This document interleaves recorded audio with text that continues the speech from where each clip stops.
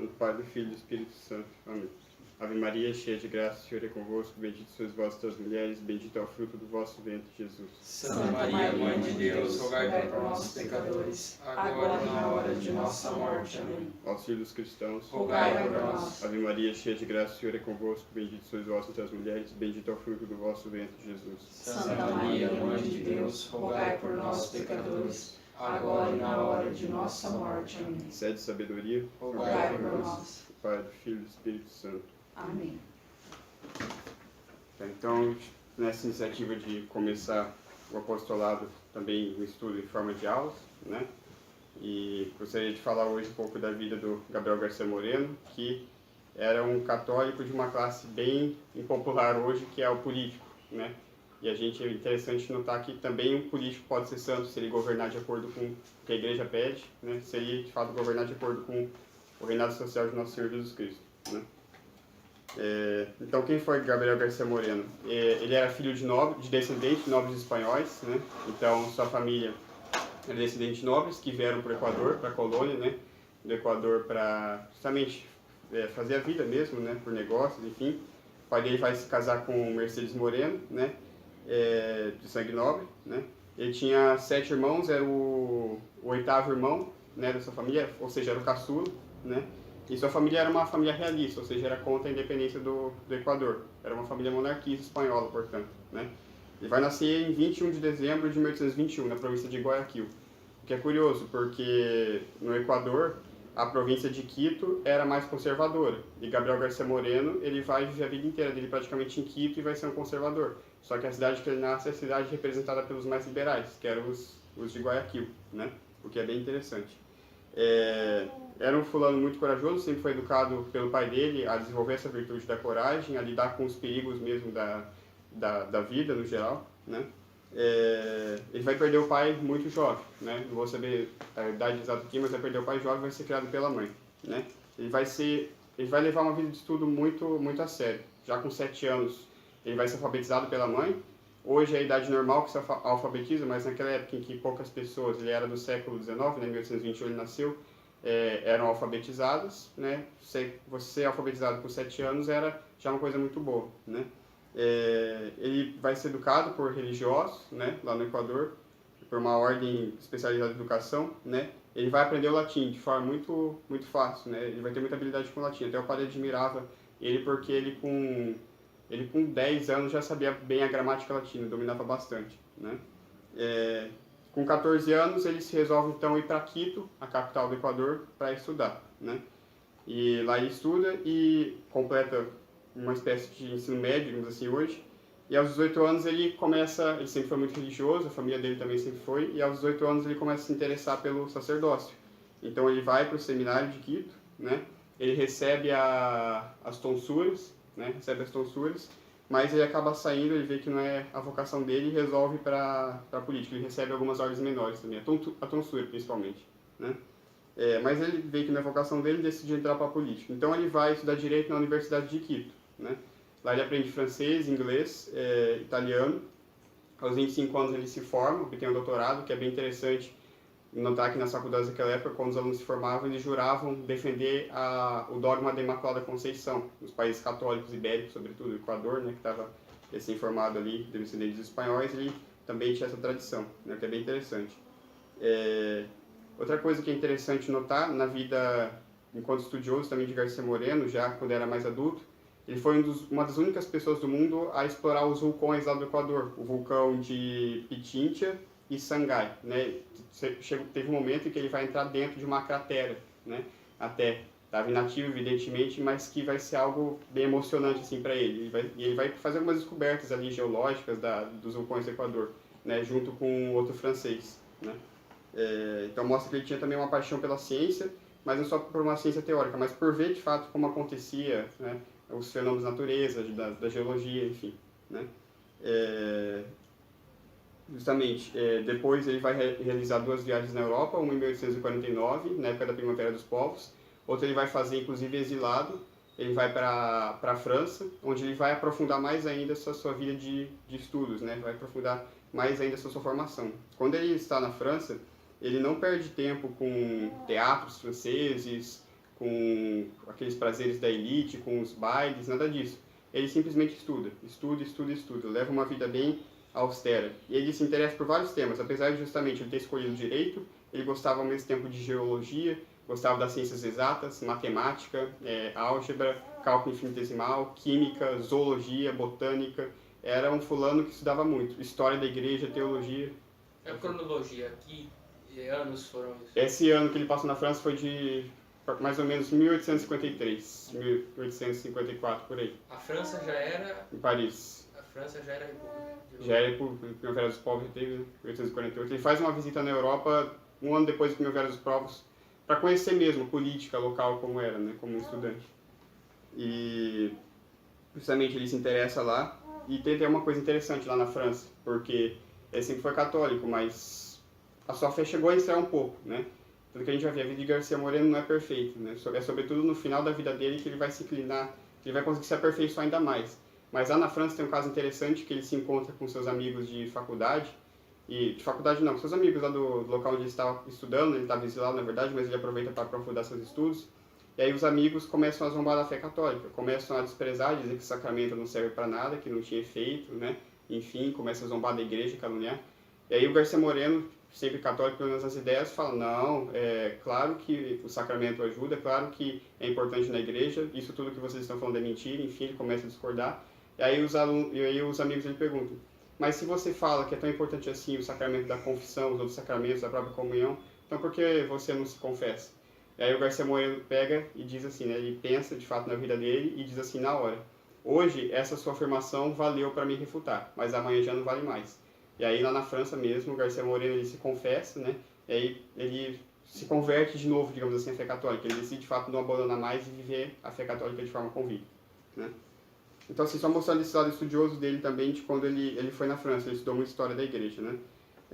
Também foi jornalista, escritor, então a gente vai ver que ele foi um homem de muitas facetas. Então, ao mesmo tempo que ele gostava de química, gostava de explorar o vulcão lá do Equador, ele gostava de política, ele era um homem religioso, e ele também estudava, ele escrevia, era um jornalista, era um literato. Só que da sua parte, assim, a sua parte jornalista, como posso explicar justamente, essa sua faceta de jornalista, talvez seja até bom ocultar, digamos assim, porque assim não foi tão honroso para ele, porque ele usava para atacar os políticos, porque a gente tem que ver o contexto do Equador. O Equador, como todo país latino-americano, da independência da América Espanhola, como todo país, ele vai passar por uma instabilidade muito grande. Então era golpe de Estado atrás de golpe de Estado, Constituição atrás de Constituição, sei lá, a gente tem aqui o nosso vizinho, a Bolívia.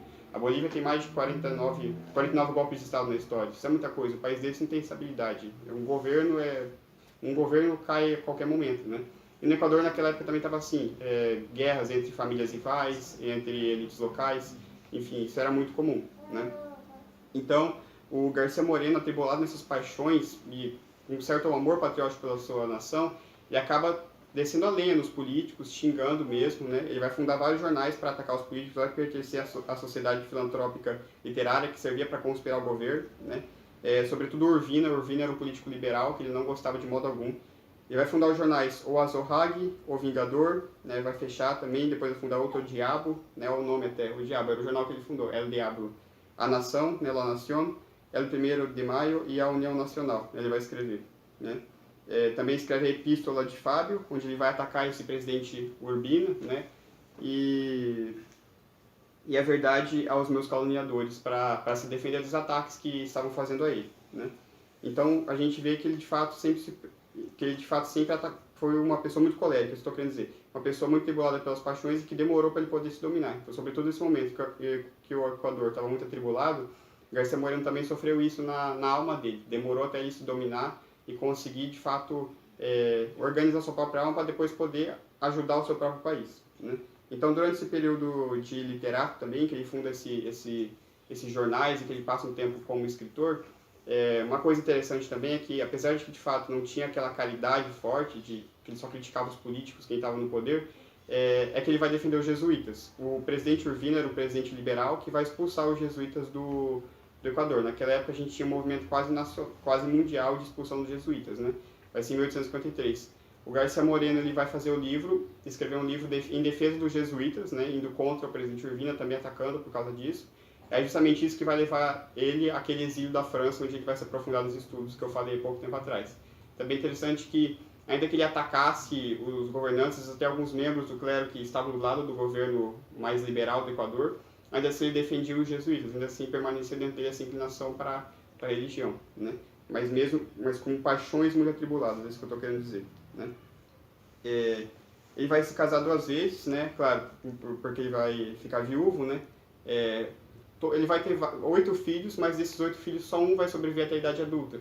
Alguns dizem que é porque ele tinha algum problema na genética dele, talvez algum gene recessivo, a gente estudando biologia, que dava alguma doença nos filhos. A maioria das filhas meninas, sobretudo, morreram muito cedo mesmo. E morreram mesmo, sem, né? E aí ele vai ter uma mulher, essa mulher morre também, ele vai casar com a outra, vai ter mais 4 filhos com essa outra mulher, e um só vai sobreviver, que é o filho dele do mesmo nome, que é Gabriel também, Gabriel Garcia, né? De todos os filhos, apenas um só? Tipo assim, os outros sobreviveram assim até os 14 anos no máximo, alguns até, tipo, foram abortados espontaneamente, infelizmente. Mas um mesmo vai sobreviver, tipo, até a idade adulta mesmo, 30 anos, enfim, ficar para depois, né?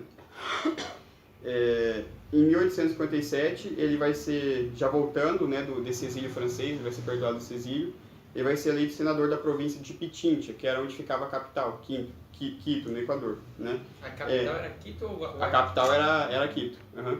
E Guayaquil é uma cidade importante, era a província até mais liberal, digamos assim, de onde... Acho que é a maior cidade do Equador. Mas Quito era a capital. E em Pichincha, onde ele é senador, né, onde a capital era Quito, é bem interessante que já em 1857 ele vai fazer projetos de proibir a maçonaria, né, circular no país, proibir sociedades secretas. O que é evidente, porque ele vai fazer esse projeto, é claro que ele era católico, mas muitos governantes, quando ascendem ao poder, proíbem as sociedades secretas, porque é uma questão lógica. É evidente que se você funda uma associação em que há um segredo e que você não consegue saber quais são os fins e que não está claro, é evidente que essa sociedade ela pode servir depois de queda para o governo, de conspiração, né? Então é uma questão meio lógica também o governante proibir a maçonaria, porque ela pode causar, sim, uma desordem no governo, uma desordem no Estado, pode conspirar contra os governantes, pode defender a anarquia, ideais que vão contra a ordem própria do país, né? Então tem muita lógica essa questão de proibir as sociedades secretas no geral, né? Aí, só para falar um pouco do Equador, porque pode parecer um pouco estranho assim, tá falando, nossa, presidente do Equador, o Equador, que país é esse, né? É um país pequeno, né, o território, sim, por quê? O que tem a ver isso com a Igreja Católica também? Então, só para dar uma contextualizada, o que é o Equador? O Equador é um país da América Espanhola, que ele era habitado pelos Incas, evidentemente, né, no período pré-colombiano. Ele vai ser colonizado por espanhóis sob a liderança do Francisco Pizarro, né, 1563, chega lá, né? E ele, justamente nesse contexto de independência da América Espanhola, ele vai conquistar sua independência em 1822, né? Junto com Simão Bolívar. Ele vai integrar aquilo que ficou conhecido como a Gran Colômbia, né? Que é Equador, Colômbia, Panamá e Venezuela, exatamente.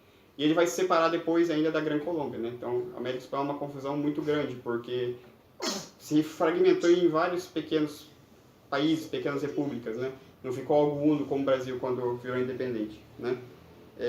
Em 1830 vai ter essa separação da Gran Colômbia, né? Justamente, essa separação, essa independência se deu com grande estabilidade. A gente vai ter o General Flores, que vai ser o líder dessa separação, dessa revolta, né? Que vai tornar o Equador independente, em 1830. Mas vai se tornar uma anarquia completa o país, né? Porque esses países, a colônia deixava, eles não tinham condições de sustentar sozinho, né? Uma questão muito complicada, né? Então, vai ter uma anarquia muito grande, vai ter grupos contrários, você vai ter um governo que se rebela contra outro, golpes militares, atrás de golpes militares, interesse de províncias contrárias, conflitos internos, enfim. Era uma instabilidade completa do Equador, né? E aí o que é interessante, assim, o que talvez seja importante tratar para entender o papel de Garcia Moreno na política do país, é a crise de 1859 a 1860 que ocorreu, que é a Guerra Civil Equatoriana. O que houve? Esses países da América Espanhola, quando declaravam independência, e aqui no Brasil também foi essa política, a maioria dos partidos era dividida entre liberais e conservadores, né? E no Equador estavam os liberais no poder, com justamente o Urbina, né? Justamente esse período também, o Garcia Moreno depois de ser exilado pelo general Urbina, porque o Garcia Moreno atacava, o Garcia Moreno era um conservador, né? E aí o que vai acontecer que vai dar essa grande crise? Em 1858, por aí, o presidente Robles, que era o presidente do Equador na época, ele vai ceder um território equatoriano aos ingleses por dívida, né? E esse território fazia fronteira com o Peru. O Peru não vai aceitar, porque você imagina, você deu um território aos ingleses, é evidente que os ingleses vão explorar aquela região ali, são espertos. O Peru não vai aceitar. Então o Peru vai querer entrar em guerra com o Equador. Isso vai assustar muito o país. Porém, o presidente do Peru, ele rompe relações diplomáticas com o Equador em um primeiro momento, né? Há essa tensão entre os dois países, essa tensão diplomática. Mas ele vai dizer que, na verdade, não quer declarar uma guerra com o Equador. Ele só quer que os presidentes Urbina e Robles saiam, né? Que na época eram triunvirados também, então que saíssem os liberais do poder, né? E nisso os conservadores, Gabriel Garcia Moreno incluso, via nisso uma chance de dar um golpe de Estado e de tomar o poder para si, né? E vão conversar, negociar com o presidente do Peru, né? Em Lima, justamente. O que ocorreu também que intensificou isso é que supostamente os liberais queriam vender aquela famosa ilha de Galápagos, que também pertence ao Equador, aquela famosa ilha onde Charles Darwin com seu Beagle, ele embarca e vê lá os centilhões, né, que supostamente teriam evoluído, e daí ele vai tirar sua base para a teoria da evolução, né, que a gente sabe que é uma fraude completa, mas o fato é que aquela ilha ali, que pertence ao Equador, seria vendida supostamente aos Estados Unidos pelos liberais. Isso vai causar também uma animosidade muito forte por parte dos conservadores. E aí o estopim, né, justamente, teve essa questão com o Peru, em que o presidente do Peru queria que os liberais caíssem, teve essa questão da ilha de Galápagos, e o estopim vai ser quando os liberais mudam a capital de Quito para Guayaquil, né, porque Guayaquil era uma cidade onde havia um reduto de pessoas mais liberais, de personalidades com mentalidade mais liberal, né, então interessava mais eles a capital ser Guayaquil. Isso vai causar também uma animosidade muito grande por parte dos conservadores, e aí vai ter essa guerra civil, esse conflito entre os conservadores e os liberais, né? Aí o que vai acontecer? O Equador vai se dividir em 4 províncias, né? Pichincha, a província mais conservadora, liderada sob Garcia Moreno. Garcia Moreno estava exilado no Peru quando acontece isso. Ele vai a cavalo para... Não, ele vai de navio mesmo para o Equador, mas ele chega a cavalo a Quito. Então ele faz uma viagem a cavalo, né? Naquela floresta, morrendo de cansaço, fome, sede, e chega a Quito mesmo assim para liderar esse triunvirato. É uma viagem até heróica, muito interessante, né? Era um homem muito corajoso. Então ele chega a Quito, a província de Quito, ele vai liderar um triunvirato militar. Você vai ter a província de Guayaquil, dos mais liberais. Você vai ter ainda mais 2 províncias, a província de Loja e outra província eu esqueci, né? Se não me engano, a província de Flores. Então você vai ter essa divisão do Equador em 4 províncias, né? Na província de Guayaquil, o general Urbina e o general Flores, o general Urbina Robles, quer dizer, que era o presidente também, vão cair e vai assumir Guilherme Franco, né? Vai ser o novo presidente da província de Guayaquil, né? Era o presidente do Equador, mas estava meio que dividido entre a principal província de Guayaquil. Então ele que vai assumir, né? Ele começa a fazer as tratativas com o Peru para negociar essa questão do território, né? Justamente, então ele vai fazer um acordo com o Peru. O acordo com o Peru supostamente cederia uma parte do território equatoriano ao Peru. É o Tratado de Malpichinque, né? O Tratado de Malpichinque. Só que nisso o Garcia Moreno então resolve dar um golpe. Ele de fato enfrenta as forças do general Franco de Guayaquil e assume o poder. O triunvirato de Quito então sai vitorioso, no golpe militar mesmo. E Garcia Moreno, assumindo o poder, ele consegue unificar o país, né? Claro, usando de uma certa autoridade, um pulso forte, ele teve que reprimir muitas rebeliões, mas um país que estava dividido em 4 províncias é reunificado por Garcia Moreno. E logo que Garcia Moreno assume o poder, vem o interesse da Colômbia também ser parte do Equador. Então o Garcia Moreno sozinho teve que lutar contra dois países vizinhos, o Peru e a Colômbia. Ele vai romper com o Tratado de Malpichinque, né? E o Equador vai conseguir se manter soberano em meio a esse conflito todo. O Equador vai conseguir ser um Estado, Equador, independente, sem ser fragmentado de Peru e Colômbia, por causa do Garcia Moreno. Então, isso é algo fantástico, porque se a gente for para ver, existe o Estado do Equador hoje por causa dessa figura, né? Garcia Moreno é tão atacado por muitos equatorianos hoje, chamado de ditador, de tirano, de cruel, né? Porque ele perseguiu os liberais, mas o Equador só existe por causa dele. É ele que vai enfrentar as forças da Colômbia e do Peru para poder manter o Equador manter a soberania mesmo do Equador enquanto país, né? Agora, um erro político de fato, né, que pode parecer contraditório do Garcia Moreno, foi que de fato nesse período, nesse ano de 1859 a 1860, em que há esse risco, essa rebelião interna no Equador em 4 províncias, e esse risco do Equador pertencer à Colômbia e ao Peru, é que ele vai negociar com Napoleão III do Equador ser um protetorado francês, mais ou menos igual o Canadá era na época um protetorado inglês. Mas Napoleão III recusa, e esse erro de Garcia Moreno não tem sucesso, para a sorte dele, né? De fato foi o erro, né? mas ele via no sentido de que a França conseguiria atacar esses inimigos internos do Equador e atacar os inimigos externos também, o Peru e a Colômbia sobretudo, né? Então ele assume o poder. Quando García Moreno assume o poder, né, justamente, ele vai trocar a bandeira do Equador, aquela bandeira da independência, para a bandeira atual. Então a bandeira atual do Equador também foi García Moreno quem colocou, que é muito importante, porque justamente mostra que ele formou o Estado equatoriano propriamente dito, né? E ele vai convocar uma Assembleia Constituinte. Na Assembleia Constituinte, García Moreno a princípio não estaria presente, né? Por isso que saiu uma Assembleia um pouco de caráter mais liberal. Mas assim, também era uma Assembleia, uma Constituição até mais conservadora, né? Mas o que tinha nessa Constituição de 1861, né? Tinha o sufrágio direto, né, e secreto, né? O cidadão seria casado com mais de 21 anos, né? Tinha que saber ler e escrever. Então, a princípio, uma Constituição para organizar o país, não tem muito o que se destacar. E a partir de 1861, de 1861 a 1865, a gente tem o governo constitucional de García Moreno, o primeiro mandato constitucional garciano, que eles chamam, né?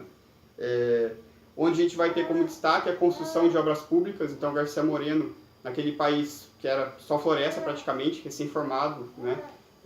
Precisando se consolidar como Estado, nação soberana, ele vai receber esse incentivo do García Moreno, de construção de obras públicas, de ferrovias, rodovias, infraestrutura, ele vai desenvolver muito, né? Para a integração do país, enfim.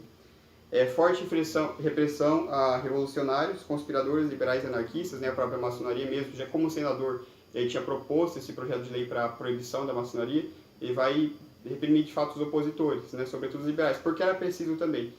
Assim, antes que me perguntem, de fato, a morte teve para algumas pessoas, com a pena de morte, né? Mas lembrando que também era legítimo, é previsto na Constituição, e moralmente falando também não é algo por si condenável, né? Desde que seja usado com prudência, tudo.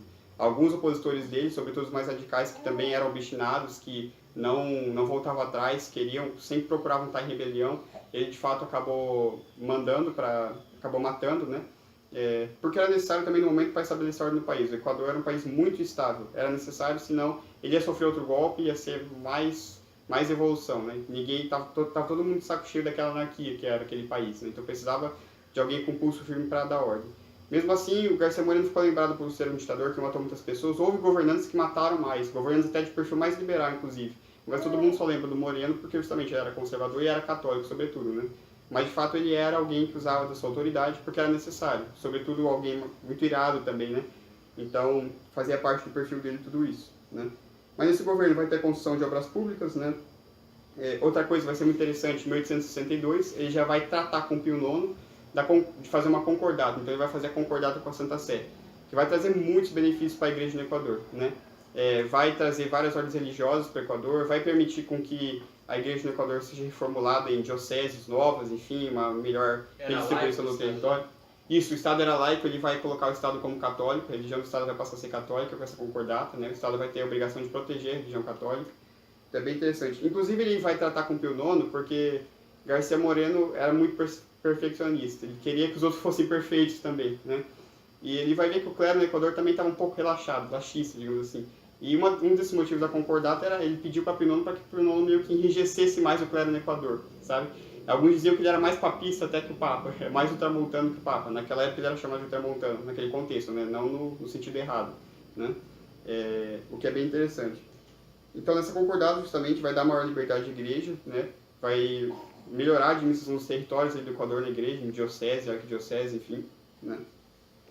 Vai colocar também Nossa Senhora da Mercê, inclusive, acho que foi ontem, foi o dia de Nossa Senhora da Mercê, anteontem, como padroeira nacional do Equador, né? E a política internacional dele, justamente, ele vai anular aquele tratado com o Peru e com a Colômbia, que cederia parte do território do Equador para a Colômbia. Ele vai anular esse tratado e vai conseguir resistir a esses dois países, né? Então vai conseguir manter o Equador soberano, né? Quase que ele entraria em guerra com a Colômbia. Ele não queria de modo algum que o Equador cedesse uma parte do território para a Colômbia pertencesse a ela, sobretudo porque a Colômbia na época padecia de um regime muito liberal e anticatólico, né? Um regime nada amigável com relação à Santa Sé. Então García Moreno, a princípio, quase entrou numa guerra, mas depois ele conseguiu negociar e conseguiu manter o Equador um país soberano, né? E aí, em 1865, termina o primeiro mandato dele, né? E aí vai ser eleito constitucionalmente, outro conservador também, Carrión, né? Mas a princípio não tem muito o que se destacar. O que dá para se destacar é que em 1868, né, meio esse governo do Carrión, vai ter um terremoto lá no Equador, numa cidade, e o García Moreno vai ser nomeado chefe da segurança nacional, para atender as vítimas desse território, sobretudo, porque não tinha gente para ajudar, né? O presidente falou, vou convocar o García Moreno, que é quem resolve a situação, né? Como no primeiro mandato dele, ele construiu muitas obras públicas, ele pegou aquela fama daquele político que faz as coisas, que resolve de fato, independente, que é autoritário, mas que faz as coisas de fato, que ajuda o povo, enfim. Então, o Carrión vai indicar ele para ser o chefe da segurança nacional, para atender as vítimas desse território, desse terremoto, né? Uma coisa muito interessante é que os líderes ali, os governantes da província onde houve esse terremoto, né? Eles estavam meio que enrolando a situação, ou seja, o povo estava passando necessidade, muitos doentes nos hospitais, o García Moreno visita esses doentes, e aí o que ele vai fazer com os governantes, né? Ele vai obrigar um governante ali daquela cidade que houve terremoto a passar um dia dentro do hospital, né? E o governante passa e no dia seguinte já manda todos os materiais suprimentos necessários para atender todo mundo ali, né? Porque estava enrolando a situação, faltava alimento, faltava algumas coisas. E aí quando ele obriga, como chefe de segurança nacional, um político ali a ficar no hospital, o político vê a situação de fato do hospital, e aí na hora já está tudo pronto para atendimento dos doentes, né? Precisaria de um García Moreno no nosso Brasil atual, né, em muitos locais, muitas vezes, para resolver a situação. Então, de fato, ele era alguém que, quando queria algo, ele fazia, né? A vontade dele sempre prevalecia, ele conseguia fazer aquilo que ele tinha, essa força de vontade, né?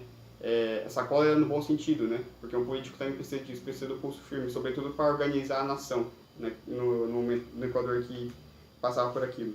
E aí, nesse mandato constitucional do sucessor dele, do Carrión, em 1869 teria novas eleições, supostamente, né? O García Moreno seria o candidato, de novo, do Partido Conservador, mas o general Urbina, aquele mesmo que foi deposto por ele, né? Por ele não, pelo Franco, mas que era liberal também, que ele sempre atacou, foi uma espécie de arquirrival dele, começa a protestar contra Moreno, começa a criticar, caluniar ele, e o Urbina queria tomar o poder. E nisso o García Moreno percebe que um golpe de Estado, por parte dos liberais, estaria em curso também. Então ele querendo proteger a nação, ele vê que o presidente conservador Carrión não estava fazendo nada, não estava prestando muita atenção no que estava acontecendo, ou se estava fingindo que não estava, não queria fazer muita coisa. Então ele dá outro golpe de Estado e a gente vai ter uma batalha naval muito interessante, que é a batalha naval em Javelí, né? O Urbina vai ter um navio chamado Guayas, né? O exército dele vai enfrentar, sobretudo na batalha naval, o exército de García Moreno. E o García Moreno vai comprar um navio próprio, que tinha um navio somente, que era o navio Talca, né, lá no Equador. Ele vai emprestar outro navio dos ingleses, né? Então ele vai meio que comprar um navio dos ingleses para poder batalhar. Essa batalha vai ocorrer em Javelí, né, no Equador, no mar ali, né? E justamente García Moreno vai ser vitorioso dessa batalha, e aí vai ter outro golpe de Estado, né, em 1869. De 1869 a 1875 a gente tem esse segundo mandato dele. Ele vai fazer uma nova Constituição. Aí essa Constituição é mais importante, porque é a partir daqui que o García Moreno consegue implantar a sua política católica mesmo, é aqui que as coisas avançam no Equador, sobretudo o seu projeto educacional. Então, é mais no segundo mandato que eu queria destacar mais as coisas que vale a pena lembrar de fato, né? Nesse segundo mandato que ele vai se aperfeiçoar também enquanto homem cristão, enquanto pessoa. Então, sobretudo nessa nova Assembleia Constituinte, né, em 1869, a princípio ele só deu o golpe, uma coisa interessante, ele só deu o golpe de Estado e convocou uma Assembleia Constituinte, mas ele não queria ser de novo presidente do Equador. Porém, a Assembleia decide que, de fato, ele é o homem melhor, mais apto para governar o país. Então, ele é eleito para a Assembleia para voltar ao país, ele até hesita, ele não queria governar o país, mas, de fato, depois ele aceita, né? E aí vai ter o segundo mandato constitucional dele de novo, né, com essa nova Constituição. E essa nova Constituição estabelece um conceito de cidadania muito interessante. No Equador, a partir dessa nova Constituição, só vai ser cidadão quem é católico, né? Então, além de ter mais de 21 anos, ser casado, enfim, somente quem é católico era cidadão. Como a sociedade, a maioria, era católica, não fez diferença, de fato, né? E foi uma estratégia muito interessante, porque atraiu, de certa forma, o olhar da igreja, dos religiosos, para o governo e auxiliou mesmo uma contribuição mútua entre igreja e Estado, né? No Brasil isso não aconteceu, né? Não, o cidadão propriamente não era considerado católico. No Brasil havia, durante o Império, que a religião oficial era católica e que o Império tinha obrigação de proteger. O que na prática não acontecia também, sobretudo com o Dom Pedro II, né? Mas cidadania propriamente só para católicos Como é que é essa questão da cidadania que eu não entendi? Na nova Constituição de García Moreno, nesse novo golpe de Estado que ele deu, ele convocou a Assembleia. Aí nessa nova Constituição, a Assembleia Constituinte que foi feita, e nessa nova Constituição, onde ele pôde influenciar mais, só era cidadão que era católico, propriamente dito. Além de ter mais de 21 anos, Tinha ser os casado. direitos ali De pra quem era política, católico. exatamente. Interessante. Né? Agora, claro, não excluiu praticamente ninguém da cidadania, então não foi algo que... Porque praticamente todo mundo era católico de fato, ou se dizia, então a maioria tinha cidadania no papel. A primeira Constituição do Brasil de 1824, ela garante o direito ao culto privado de outras religiões. Sim, Essa aí não... diferente da... não, essa aí ela protege o catolicismo, né? E protege as seitas secretas também que maquinam contra a igreja, de fato, a maçonaria mesmo, assim como a primeira. Né? E desde o concordato de 1862, o Equador é um país católico, oficialmente falando. Ela protege as seitas? Não, ela proíbe. Proíbe, né? Proíbe, uhum. Mas o que é interessante é colocar que só é cidadão que era católico. Sim. Né? De fato vai ter isso. E aí justamente nessa nova Constituição é onde ele vai conseguir botar em prática o seu plano educacional. Né? O que é muito interessante, porque foi um governante que todo mundo, muitas pessoas no Equador hoje veem ele como um tirano, como alguém que só brigava, que era colérico, que era raivoso, que era um tirano mesmo, que mandou matar muitas pessoas. Mas ninguém olha para o lado que de fato ele foi sobretudo um presidente que se preocupou com a educação do país. Né? E ele vai impulsionar a equação do Equador de uma forma... Equador, um país latino-americano, né, um pequeno país, vai ter uma educação a nível de Europa, sem brincadeira. Porque o que ele vai fazer? Ele vai pedir auxílio da igreja nesse sentido, porque evidentemente que os religiosos na época ainda detinham grande cultura para poder estudar. E o que ele vai fazer? Né? Em 1869, então, ele vai botar em prática seu plano educacional. Já tinha começado esse plano educacional do primeiro mandato, mas vai ter força somente nesse segundo mandato constitucional. Né? O que seria esse plano educacional? Tem alguns princípios aqui. Né? Escolaridade obrigatória entre 6 e 12 anos para poder alfabetizar o país. Né? Ensino, olha só que interessante. Né? Muita gente olha o Garcia Moreno como se fosse um tirano. Ele vai colocar ensino aos indígenas e às mulheres, pela primeira vez no Equador. Um católico, né? Um católico que de fato convicto, né? Que fez do imperador do Equador um país católico, e vai ensinar também aos índios e às mulheres. Né? Então, para quebrar esse paradigma de que os católicos que estiveram no poder ou a própria igreja cerceava a educação, restringia a educação. Pelo contrário, Garcia Moreno, quando chega no poder, ele vai obrigar a educação dos 6 aos 12 anos, pelo menos a alfabetização, né? E também os índios e as mulheres também tinham que ser alfabetizadas, tinham que frequentar a escola, tinham que estudar, né? Que é bem interessante. Educação religiosa católica, evidentemente, ele vai colocar nas escolas como obrigatório, né? Para moralizar o país, porque ele tinha uma visão, uma ideia de Estado dele, não que ele usava a religião como um fantoche, como muitos políticos usaram no futuro, né? Mas que a visão de Estado dele era que ele precisava usar da religião de fato para conseguir unificar o país, porque um país unido, um país ser unificado de muitas vontades, tem que ter uma fé que unifica esse país, tem que ter uma religião, e de fato faz muito sentido, né? O que faz um país ser um país é a religião. O Império Romano começa a decair quando a religião do Império Romano começa a ficar decadente também, né? E da mesma forma, o Garcia Moreno